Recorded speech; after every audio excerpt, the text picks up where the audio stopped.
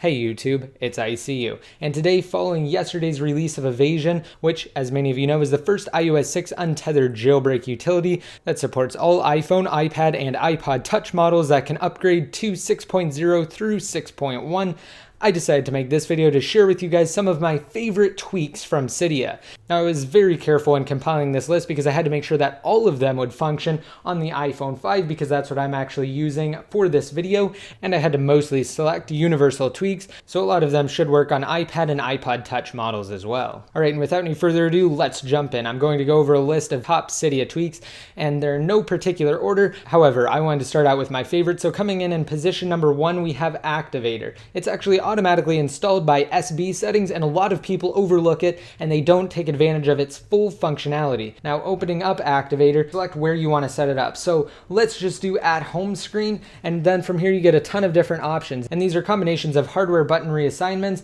to things like gestures and various on-screen actions. And let's actually go down to icon spread. So in theory, when I'm on the springboard, when I spread the icons apart, it should do whatever I have it set to do. And just for the sake of this video, let's have it activate SB settings. And I also have Activator set to emulate the home button if I do a 3 or 4 finger pinch inside of an application. So let's do that now to demonstrate. So as you can see, it did go to the home screen, and let's do that icon spread that we just set, and it does pop up. Also, I have a ton of other actions set up as well, such as double tapping in the top right hand corner brings up my multitasking tray, and pinching on the icons actually locks the screen. And for the second tweak in this video, we have SB settings, which integrates quite nicely into Notification Center. As you can see, we have the SB settings options right here. It allows you to do things such as change the brightness level without going into the settings application, toggling on or off Wi-Fi, as well as various other settings. And you can also do things like directly respring your device or reboot it straight from within Notification Center. And you can also enable the option to actually have an SB settings window,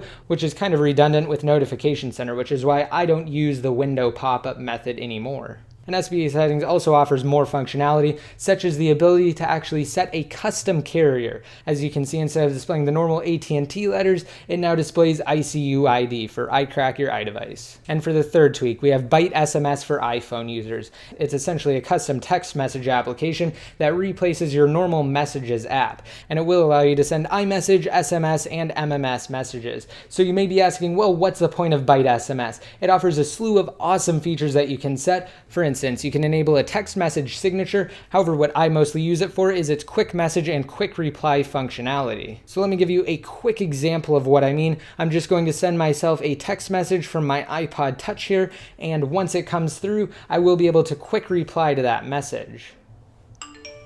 Alright, so all I have to do is just tap on it, and it brings up quick reply. Now I can actually swipe down here to view the full text message history. I can open it, I can call the person, and I have a few other actions, but what you mostly use it for is to just directly reply to the person without actually opening up the Messages application, which in my opinion is absolutely amazing, and it's definitely better than stock messages. Next up, we have tweaks 4, 5, and 6, which are all very similar. The fourth one is 5-column springboard, and it allows you to add 5 columns of icons onto your springboard. The fifth one is 5-icon dock, which, as the name suggests, allows you to have 5 icons in your dock, very similar to the previous tweak, 5-column springboard. And for the sixth one in this video, we have 5-icon switcher, which, as you may have seen earlier when I brought up the multitasking tray, it allows for 5 application icons to be displayed in your icon switcher. Alright, and coming in at 7, we have flux. And this is a great tweak and screen modification that automatically changes the color levels, and it shifts them to more red during the nighttime, which is supposed to be easier on your eyes, and I've found that it actually works very well. So let me give you a quick preview.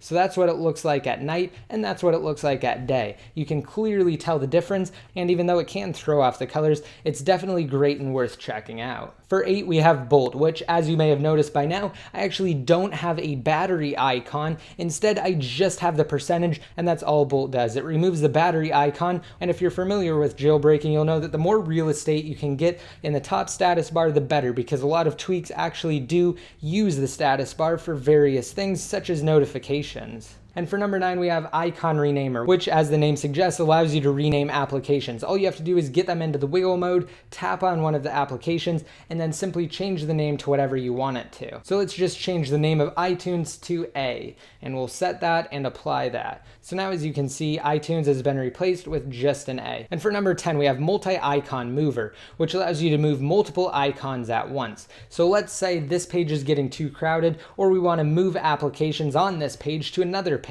What we can do is tap and hold to get the applications into wiggle mode, and then just tap on them to get that red check mark. Of course, because I also have Icon Renamer installed, it's bringing up the prompt to rename the application. So if you have both of them installed, all you have to do is hit cancel, and your red check mark on the application you had previously tapped will still be there.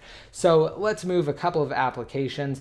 I'm just going to select 2 from that page, and I want to also select 2 from this page. Now, once I have my application selected, all I have to do is go to the page I want to move them to, and then press the home button, and it will move all of those applications at once, which is actually very useful. And this is a really old tweak. I don't see why Apple hasn't included this functionality directly into iOS yet. Now, for number 11, we have IntelliScreen X6, and this is really an awesome tweak. I don't have time to fully get into it in this video, but as you can see, what it essentially does is it places your notification center directly on your lock screen, and you can access anything that you would normally be able to access in Notification Center. It has a bunch of different customizable options, and you can even swipe over to do things like post to Facebook and Twitter, or even check various RSS feeds. And coming in at number 12 is WeFlash for Notification Center. And let me show you exactly what that does. When you bring down Notification Center, if you have it set to appear in Notification Center, you can directly turn on your iPhone's flash. So once I tap this, it will automatically turn on the LED flash. Now, this also does work if you have IntelliScreen X, so you can do it directly from your lock screen. Let me give you a quick example of that one as well. So it already has the flash on. Let's turn it off, and then turn it back on again, directly from the lock screen. Now, this is very useful if you use your iPhone a lot at night and you use it for its LED flash capabilities frequently. Moving on, blurry NC background made number 13 in this video. And as the name suggests, it essentially takes a screenshot of whatever screen you're on, and it adds a blur to it, which looks quite nice. And finally, diet bar is number 14 in this video.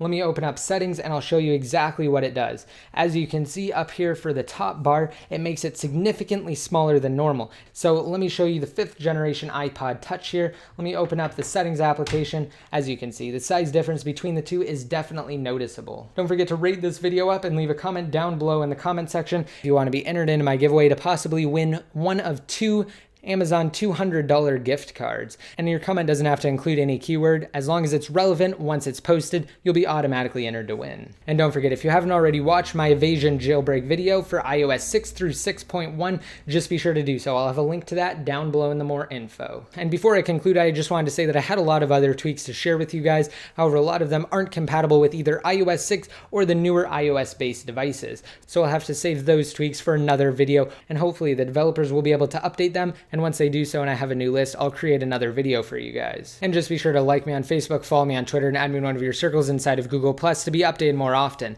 And until next time, this is ICU, signing out.